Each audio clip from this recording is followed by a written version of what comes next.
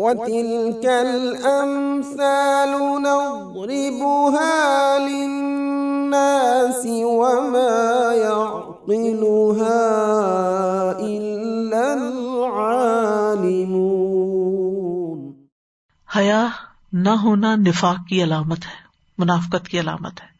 رسول اللہ صلی اللہ علیہ وسلم نے فرمایا، سنن ترمذی کی روایت ہے، حیا اور زبان کو قابو میں رکھنا ایمان کی 2 شاخیں ہیں، جبکہ فحش گوئی اور لا حاصل بولنا، بے مقصد فضول باتیں کرنا، یہ نفاق کی 2 شاخیں ہیں۔ اس لیے انسان کو سوچ سمجھ کے بات کرنی چاہیے، فضول میں باتیں نہیں کرنی چاہیے۔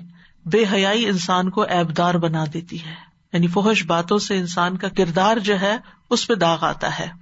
اسی طرح یہ ہے کہ بعض اوقات حیا کی ایک قسم جو ہے وہ ناپسندیدہ بھی ہے، اور وہ کون سی ہے؟ جب انسان خیر حاصل کرنے میں شرما جائے یا حیا کرے، دین سیکھنے میں حیا کرے۔ مجاہد کہتے ہیں کہ حیا کرنے والا اور تکبر کرنے والا علم حاصل نہیں کر سکتے، یعنی جو شرما جائے، سوال نہ کرے، بات کو کھولے نہ، وہ علم حاصل نہیں کر سکتا۔ انصار کی عورتوں کی تعریف کی آپ نے کہ جنہیں دین کی سمجھ بوجھ حاصل کرنے میں شرم مانے نہیں ہوتی، لیکن اس کا یہ مطلب نہیں کہ انسان جو منہ میں آئے کہہ دے۔ مطلب یہ ہے کہ ڈھکے چھپے الفاظ میں انسان اپنے سارے مسائل پوچھ لے، جس بھی چیز کے بارے میں انسان کے دل میں شک ہے یا کسی چیز کے بارے میں دل میں کھٹک ہے، یا انسان سمجھتا ہے کہ میں یہاں صحیح طور پر عمل نہیں کر رہا۔ کچھ چیزیں انسان کی پرائیویٹ لائف کے بارے میں ہوتی ہیں کہ جن کے بارے میں جاننا ضروری ہوتا ہے، لیکن انسان کسی عالم سے یا کسی دین والے سے پوچھ نہیں پاتا شرم کی وجہ سے، اور اس کی وجہ سے بعض خواتین اپنی نماز قضا کرتی رہتی ہیں، بعض اپنے روزے چھوڑ دیتی ہیں کہ پتہ نہیں ہم پاک ہیں یا نہیں۔ تو ایسی تمام چیزوں کو کھول کے وضاحت سے معلوم کر لینا چاہیے تاکہ انسان عبادات میں پیچھے نہ رہے، نیکی کے کاموں میں پیچھے نہ رہے۔ اسی طرح علمی سوال کا جواب دینے میں حیا نہیں کرنا چاہیے۔ وہ مشہور واقعہ آپ کو یاد ہوگا کہ جب نبی صلی اللہ علیہ وسلم نے فرمایا کہ درختوں میں ایک ایسا درخت ہے جس کے پتے کبھی نہیں جھڑتے، تو یہ مثال سمجھ آ گئی ہے حضرت عبداللہ بن عمر کو، لیکن حیا کی وجہ سے کہ بڑے بھی ہیں تو میں جواب نہیں دیتا، تو اس پر حضرت عمر نے کہا اگر تم اس وقت جواب دیتے تو میرے لیے یہ بہت بڑے قیمتی سرمایے سے بھی زیادہ محبوب ہوتا۔ تو انسان کو کبھی بھی اگر علم کی کوئی بات پتہ ہے اور دوسرا شخص اس کو جاننا چاہتا ہے، یہ کوئی آپ سے سوال کرتا ہے، تو آپ اس وقت شرمائے نہ، یعنی غیر ضروری شرمانا، بے موقع شرمانا جو ہے وہ ناپسندیدہ ہے۔ پھر فرمایا فَأَمَّا الَّذِينَ آمَنُوا فَيَعْلَمُونَ أَنَّهُ الْحَقُّ مِن رَّبِّهِمْ وَأَمَّا الَّذِينَ كَفَرُوا فَيَقُولُونَ مَاذَا أَرَادَ اللَّهُ بِهَذَا مَثَلًا۔ تو یہاں ہم دیکھ رہے ہیں کہ آیات کے بارے میں، قرآن مجید کے بارے میں مومن اور کافر کا رویہ فرق ہوتا ہے۔ ہم سب کو اپنا جائزہ لینا چاہیے کہ جب ہم قرآن مجید کا کوئی حکم پڑھتے ہیں جو ہمیں سمجھ نہیں آتا، یا تقدیر کا کوئی فیصلہ ہم پر نافذ ہوتا ہے اور ہمیں سمجھ نہیں آتا کہ یہ کیوں ہو گیا۔ بعض اوقات ہم کہتے ہیں ہم نے تو استخارہ بھی کیا تھا، ہم نے تو مشورہ بھی لوگوں سے کیا تھا، پھر بھی یہ ہو گیا، ایسا کیوں ہو گیا؟ تو ایسے میں انسان جو مومن ہوتا ہے وہ اللہ کی رضا پہ راضی رہتا ہے، وہ سمجھنے کی کوشش کرتا ہے، سوال کرتا ہے سمجھنے کے لیے، سوال اعتراض کے لیے نہیں کرتا۔ وائے اس لیے نہیں کرتا کہ اللہ نے کیا کیوں، کہ میں اللہ تعالیٰ سے نعوذ باللہ اگری نہیں کرتا، یہ نہیں کرنا چاہیے۔ سورۃ التوبہ کی ایک آیت ہے وَإِذَا مَا أُنزِلَتْ سُورَةٌ فَمِنْهُمْ مَن يَقُولُ أَيُّكُمْ زَادَتْهُ هَٰذِهِ إِيمَانًا فَأَمَّا الَّذِينَ آمَنُوا فَزَادَتْهُمْ إِيمَانًا وَهُمْ يَسْتَبْشِرُونَ وَأَمَّا الَّذِينَ فِي قُلُوبِهِم مَّرَضٌ فَزَادَتْهُمْ رِجْسًا إِلَىٰ رِجْسِهِمْ وَمَاتُوا وَهُمْ كَافِرُونَ۔ اور جب بھی کوئی سورت نازل کی جاتی ہے تو ان میں سے کچھ لوگ ایسے ہیں جو کہتے ہیں اس سورت نے تم میں سے کس کو ایمان میں زیادہ کیا، پس جو لوگ ایمان لائے سو ان کو تو اس نے ایمان میں زیادہ کر دیا اور وہ خوش ہوتے ہیں۔ یعنی مومن قرآن پڑھتا جاتا ہے، سنتا جاتا ہے، خوش ہوتا جاتا ہے، اور جن لوگوں کے دل میں بیماری ہے، منافقت ہے، شک ہے، ایمان کی کمزوری ہے، تو پھر ان کو فائدے کی بجائے کیا ہوتا ہے، ان کو ان کی گندگی کے ساتھ اس صورت نے گندگی میں اور زیادہ کر دیا، اور وہ اس حال میں مرے کہ وہ کافر تھے۔ یعنی انسان جب اعتراض شروع کرتا ہے اور اللہ کی بات کو سمجھنے کی کوشش نہیں کرتا تو پھر وہ دین سے پیچھے ہٹتے ہٹتے بعض اوقات ہلاکت کے گڑھے میں جا گرتا ہے۔ تو یاد رکھیے ہدایت کے بھی درجات ہیں، اور ہدایت یہاں پر یہدی بھی کثیرہ جب ہے تو اس میں ایک ہدایت توفیق ہوتی ہے اور ایک ہدایت ارشاد ہوتی ہے. ہدایت ارشاد انبیاء، علماء یہ سب دیتے ہیں، ٹھیک ہے، اور ہدایت توفیق صرف اللہ ہی دیتا ہے. انبیاء کسی کو ہدایت نہیں دے سکتے، انبیاء کے ذمہ صرف پیغام پہنچانا ہوتا ہے. انبیاء جو ہدایت دیتے ہیں وہ ہدایت ہوتی ہے تعلیم کے ذریعے لوگوں کو گائیڈ کرنا، یہ صحیح ہے یہ غلط ہے، وہ کرتے ہیں یا نہیں کرتے اس کی توفیق انہیں اللہ دیتا ہے. تو اس لیے یہاں اللہ ہدایت دیتا ہے سے مراد یہ کہ ان کو توفیق بھی دیتا ہے. تعلیم بھی اللہ ہی نے دی ہے، الرحمن علم القرآن، اور پھر اس پر عمل کی توفیق بھی اللہ ہی دیتا ہے. لہٰذا ہدایت اللہ ہی سے مانگنی چاہیے. اسی لیے ہم دن کی ہر نماز کی ہر رکعت میں سورۃ فاتحہ کے اندر یہ آیت پڑھتے ہیں، اہدنا الصراط المستقیم، تو ہمیں سیدھے رستے کی ہدایت دے، یعنی رستہ دکھا بھی اور اس پہ چلا بھی، توفیق بھی دے اور ہمیں منزل تک پہنچا بھی. تو ایمان کے ساتھ ہدایت ملتی ہے. وَإِنَّ اللَّهَ لَهَادِ الَّذِينَ آمَنُوا إِلَىٰ صِرَاطٍ مُسْتَقِيمٍ، اور جو ایمان لاتے ہیں اللہ تعالیٰ ان کی ہدایت میں اضافہ کرتا جاتا ہے. وَزِدْنَاهُمْ هُدًى وَالَّذِينَ اهْتَدَوْا زَادَهُمْ هُدًى وَآتَاهُمْ تَقْوَاهُمْ، جن لوگوں نے ہدایت پائی اللہ ان کو اور زیادہ ہدایت دیتا ہے اور ان کو تقویٰ عطا کرتا ہے. اور جو اللہ کی طرف پلٹتا ہے، جو اللہ کی طرف جاتا ہے، اللہ تعالیٰ اس کو ہدایت دیتا ہے. ہمیں یہ دیکھنا چاہیے اعتراض کرنے سے پہلے کہ اگر اللہ ہی نہیں چاہتا ہدایت دینا تو ہم کیا کریں. سوچنا چاہیے، اپنے آپ سے پوچھنا چاہیے ہم کتنا چاہتے ہیں. ہم چاہتے ہیں ہمیں اللہ تعالیٰ کا رستہ پتہ چلے، ہم چاہتے ہیں ہمیں اطاعت کا رستہ پتہ چلے، ہم چاہتے ہیں کہ ہم اللہ کی پوری پوری فرما برداری کریں، ہم چاہتے ہیں کہ ہم یہاں دنیا میں اللہ کے سب سے زیادہ فرما بردار بندے بن کر رہیں. اگر ہم چاہتے ہوں گے تو اللہ تعالیٰ کبھی بھی یہ ظلم نہیں کرتا کہ جو بندہ اتنی چاہت رکھتا ہو وہ اس کو اپنی طرف آنے نہ دے اور وہ اس کو اپنے سے دور کر دے. اسی طرح گمراہی میں بھی شیطان جو ہے وہ گمراہی کو مزین کرتا ہے، یعنی بھٹکاتا ہے، ٹھیک ہے. وَزَيَّنَ لَهُمُ الشَّيْطَانُ أَعْمَالَهُمْ. پھر اسی طرح جو بڑے بڑے لیڈرز ہوتے ہیں وہ بھٹکاتے ہیں. أَضَلَّ فِرْعَوْنُ قَوْمَهُ، فرعون نے اپنی قوم کو بھٹکا دیا. وَأَضَلَّهُمُ السَّامِرِي، بنی اسرائیل کو سامری نے گمراہ کیا.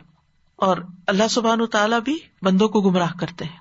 تو گمراہی کے بھی درجے ہیں، کچھ گمراہی ان چیزوں کی طرف سے آتی ہے اور پھر کہیں اللہ تعالیٰ ہدایت کی توفیق نہیں دیتا تو بھٹکا دیتا ہے انسان کو. اور اس میں یہ کہ اللہ ظالموں کو ہدایت نہیں دیتا. واللہ لا یہدی القوم الظالمین، جو کفر کرتا ہے، جو انکار پہ تلا ہوا ہوتا ہے، میں نہ مانوں کی روش پہ چلتا ہے، اللہ پھر اس کو زبردستی پکڑ کے ہدایت نہیں دیتا، اس کو بھی گمراہ کر دیتا ہے. اسی طرح جو ایمان لانے کے بعد کفر اختیار کرے اللہ اس کو بھی ہدایت نہیں دیتا. جو اللہ تعالیٰ کی آیات کا انکار کر دے اللہ اس کو بھی ہدایت نہیں دیتا، کیونکہ یہ آیات تو ہدایت دینے کے لیے آئی ہیں، اور جو کہ میں تو اس کو مانتا ہی نہیں. پھر اسی طرح جو شخص ٹیڑھا پن اختیار کرے، اللہ تعالیٰ کی آیات پر اعتراض کرے، اللہ اس کو بھی ہدایت نہیں دیتا. فَلَمَّا زَاغُوا أَزَاغَ اللَّهُ قُلُوبَهُمْ، جب انہوں نے کجروی اختیار کی تو اللہ نے بھی ان کو ہدایت نہیں دی. پھر جو حق سے اندھا بن کے رہنا پسند کرتا ہے کہ وہ اپنی آنکھیں بند کر لیتے ہیں جب روشنی کو دیکھتے ہیں، تو پھر اللہ سبحانہ تعالیٰ زبردستی ان کو ہدایت نہیں دیتا. وَأَمَّا ثَمُودُ فَهَدَيْنَاهُمْ فَاسْتَحَبُّوا الْعَمَىٰ عَلَى الْهُدَىٰ، جو سمود تھے ہم نے انہیں سیدھا رستہ دکھایا مگر انہوں نے ہدایت کے مقابلے میں اندھا رہنا پسند کیا. کچھ لوگ دین کی طرف آنا ہی نہیں چاہتے، دین کو سمجھنا ہی نہیں چاہتے، پڑھنا ہی نہیں چاہتے. جیسے کل کی مثال میں ہم نے منافقین کا حال پڑھا کہ جب ان کو کچھ قرآن کی بات سنائی بھی دیتی ہے تو وہ اپنے کانوں میں انگلیاں دے دیتے ہیں.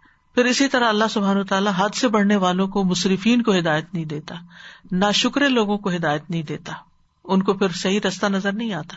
یعنی جس کو نعمتیں ملی ہو پھر بھی وہ روتا رہے، پھر بھی وہ ناشکری کرے، تو پھر اللہ سبحانہ وتعالیٰ اس کے دل سے وہ چین اور اطمینان چھین لیتا ہے. پھر آخرت کے مقابلے میں جو دنیا کو ترجیح دیتا ہے اس کو بھی ہدایت نہیں ملتی. جیسے منافقین کا مسئلہ کیا تھا، ان کا مسئلہ یہی تھا کہ وہ چاہتے تھے کہ ان سے دنیا کے فائدے نہ چھنے، وہ دنیا کی محبت میں گرفتار تھے اور اپنا دنیا کا کوئی نقصان نہیں کرنا چاہتے تھے، کیونکہ اس وقت تو اسلام قربانی مانگ رہا تھا. اس لیے انہوں نے اوپر سے صرف زبان سے کہہ دیا تاکہ مسلمان ہمیں چھیڑے نہیں، ہمیں کچھ کہے نہیں، لیکن اندر سے وہ نہیں مانے، کیونکہ ان کو پتا تھا کہ اگر مان لیا تو پھر اس کی کچھ قیمت بھی ہے. پھر اسی طرح اللہ تعالیٰ جھگڑا کرنے والوں کو بھی ہدایت نہیں دیتا، کہ جو دین میں بحثیں کرتے اور جھگڑا کرتے ہیں. اور یہاں اس آیت میں کس کو ہدایت نہیں دیتا؟ الذین ینقضون عہد اللہ من بعد میثاقہ، جو اللہ کے اطاعت کے عہد کو توڑتے ہیں. جیسے سورۃ المائدہ میں آتا ہے نا، وَاذْكُرُوا نِعْمَتَ اللَّهِ عَلَيْكُمْ وَمِيثَاقَهُ الَّذِي وَاثَقَكُم بِهِ إِذْ قُلْتُمْ سَمِعْنَا وَأَطَعْنَا، اور اپنے اوپر اللہ کی نعمت کو یاد کرو اور اس کا عہد جو اس سے تم نے مضبوط باندھا تھا جب تم نے کہا ہم نے سنا اور ہم نے مان لیا. تو اللہ سے ہم سب نے وعدہ الست میں یہ عہد کر رکھا ہے کہ آپ ہی ہمارے رب ہیں، آپ ہی کی عبادت کریں گے. تو جب کوئی اس عہد کو توڑ دیتا ہے تو پھر اللہ تعالیٰ اس کو ہدایت نہیں دیتا، یعنی اطاعت کے دائرے سے باہر نکلتا ہے. اور لوگوں کے ساتھ کیے ہوئے عہد توڑنا یہ منافقت کی علامت ہے. وعدہ کر لینا اور پورا نہ کرنا، اور عہد شکنی کی وجہ سے دل میں نفاق آ جاتا ہے. استغفر اللہ، اللہ تعالیٰ محفوظ رکھے. سورۃ توبہ میں آتا ہے فَأَعْقَبَهُمْ نِفَاقًا فِي قُلُوبِهِمْ إِلَى يَوْمِ يَلْقَوْنَهُ بِمَا أَخْلَفُوا اللَّهَ مَا وَعَدُوهُ وَبِمَا كَانُوا يَكْذِبُونَ. تو اس کے نتیجے میں اس نے ان کے دلوں میں اس دن تک نفاق رکھ دیا جس میں وہ اس سے ملیں گے، اس لیے کہ انہوں نے اللہ سے اس کی خلاف ورزی کی جو اس سے وعدہ کیا تھا، یعنی اللہ سے کیے ہوئے وعدے کی خلاف ورزی کی، اور اس لیے کہ وہ جھوٹ کہتے تھے. جس قوم میں وعدہ خلافی عام ہو جاتی ہے اس میں قتل و غارت پھیل جاتا ہے. نبی صلی اللہ علیہ وسلم کے فرمان کے مطابق دشمن اس پہ مسلط ہو جاتا ہے، اور قیامت کے دن یہ وعدہ خلافی سخت شرمندگی کا باعث ہوگی. ان العہد کان مسئولا، اس کا سوال بھی کیا جائے گا. وَيَقْطَعُونَ مَا أَمَرَ اللَّهُ بِهِ أَن يُوصَلَ، اس میں کئی چیزیں شامل ہیں. اللہ سے تعلق، نبی صلی اللہ علیہ وسلم سے تعلق، حقوق العباد کی ادائیگی. تو ان چیزوں کو توڑنا جو ہے یہ بھی سخت نقصان کا باعث ہے. اللہ سے کیے ہوئے وعدوں کو توڑنا تو اوپر بات ہو چکی، لیکن قطع رحمی، رشتوں کو کاٹنا، یہ ایک ملعون فعل ہے. ایسے لوگ اللہ کی رحمت سے دور ہو جاتے، اس کی جنت میں داخل نہیں ہو سکتے. قطع رحمی دنیاوی تنگی کا سبب بنتی ہے. نبی صلی اللہ علیہ وسلم نے فرمایا جس نے رشتوں کو کاٹا یا جھوٹی قسم اٹھائی وہ مرنے سے پہلے اس کا وبال دیکھ لے گا. استغفر اللہ. اللہ تعالیٰ ہم سب کو محفوظ رکھے، اللہ ہم کو محفوظ رکھے. صرف اس صورت میں آپ لا تعلق ہو سکتے ہیں جب دوسرا شخص آپ کو منہ بول کے کہہ دے کہ میں تم سے کوئی تعلق نہیں رکھنا چاہتا، اور آپ جوڑنا چاہیں اور وہ بار بار آپ کو منع کرے. ادروائز کسی بھی طرح کا رشتہ. اسی لیے میں سوچتی ہوں کہ یہاں پر آپ دیکھیں کہ ہسبینڈ وائف میں جب سیپریشن ہوتی ہے تو بائی لا ایک دوسرے سے بچوں کو ملوانا اور بچوں کو ایک مخصوص ایریے سے باہر نہ لے جانا، اس طرح کے قوانین بنے ہوئے ہیں. اس کی بنیاد کیا ہے کہ جو خون کے رشتے ہیں وہ جڑے رہیں، کیونکہ خون کے رشتوں کو کاٹنا بہت بڑا جرم ہے، جنت سے محرومی کا ذریعہ ہے.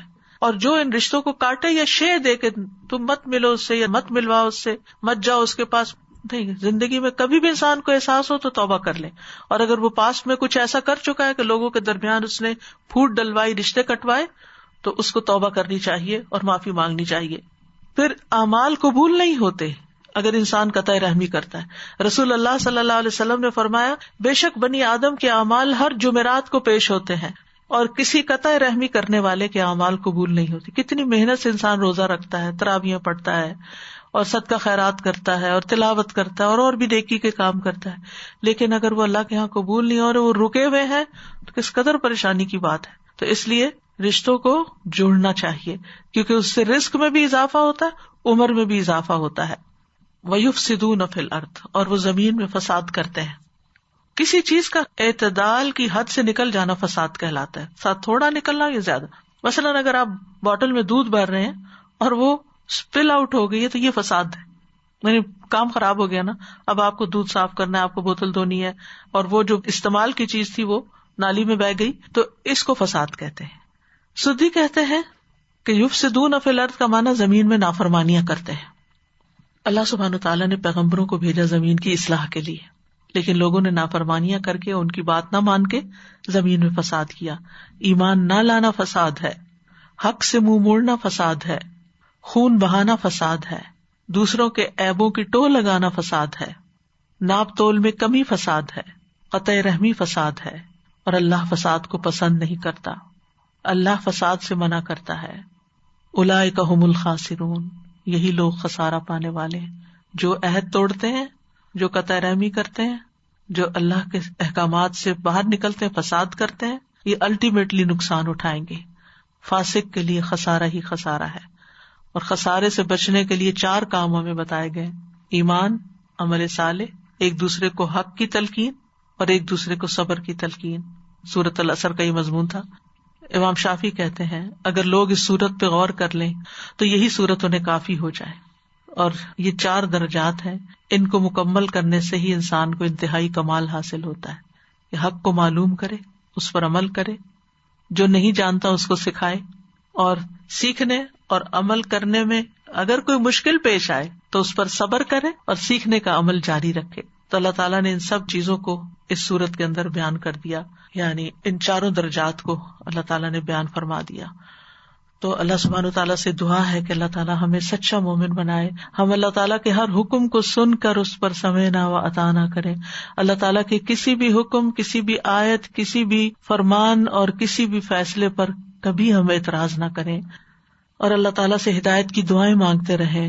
اہدنا الصراط المستقیم، اللہم انی اسألک الہدی والتقی والعفاف والغنی، اللہم اہدنی وسددنی. اور پھر گمراہی سے بچنے کی دعا بھی کرتے رہیں. اللہم لک اسلمت وبک آمنت وعلیک توکلت والیک انبت وبک خاصمت. اللہم انی اعوذ بعزتک لا الہ الا انت ان تضلنی، لا الہ الا انت ان تضلنی، انت الحی الذی لا یموت والجن والانس یموتون. اللہم اہدنا فیمن ہدیت وعافنا فیمن عافیت وتولنا فیمن تولیت وبارک لنا فیما اعطیت وقنا شر ما قضیت فإنک تقضی ولا یقضى علیک انہ لا یذل من والیت ولا یعز من عادیت تبارکت ربنا وتعالیت نستغفرک ونتوب الیک. وَتِلْكَ الْأَمْثَالُ نَضْرِبُهَا لِلنَّاسِ وَمَا يَعْقِلُهَا